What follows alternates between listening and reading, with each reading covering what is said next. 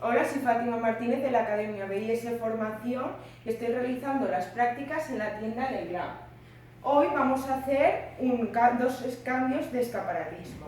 Uno de ellos consistirá en cambiar ese maniquí, que está nada más entrar, por este vestido color fucsia plisado, al cual le vendrá muy bien a alguien de caderas anchas, ya que ayudará a disminuir su tamaño.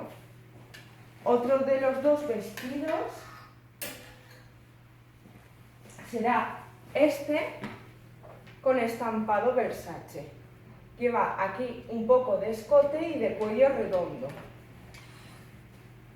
Y por la espalda también tiene forma de triángulo invertido. Pero hemos elegido la opción de este vestido camisero, el estampado también basado en Versace, ya que se está centrando la primavera y es un corte y un tejido muy apropiado para estas fechas. Es un vestido que se puede poner tanto de boda, comunión y bautizo, pero también se puede usar en el día ya más encarando la noche. Como veis, ya hemos realizado la colocación del vestido y vamos a enseñar dos tipos de lazo que podremos realizar. Uno será el lazo clásico, el cual anudaremos de forma clásica.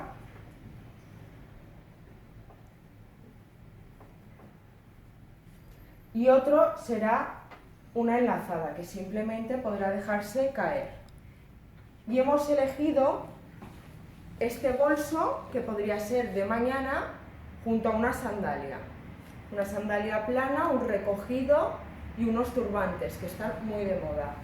Para la tarde podríamos poner este bolso junto a una cuña o un tacón un poco más alto. Y por la noche se podría hacer un recogido alto con un estileto o un gran tacón. Enseña el bolso, enseña el bolsito. Es inspirado en Versace. Muy bien. Este vestido rosa fucsia se podría usar tanto de día, tarde, noche y para los eventos.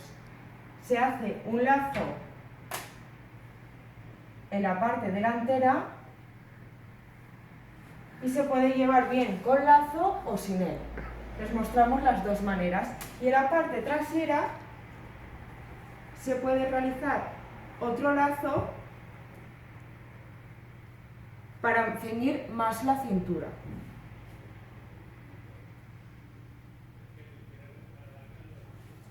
Entonces quedaría la cintura más ceñidita y las caderas se disimularían.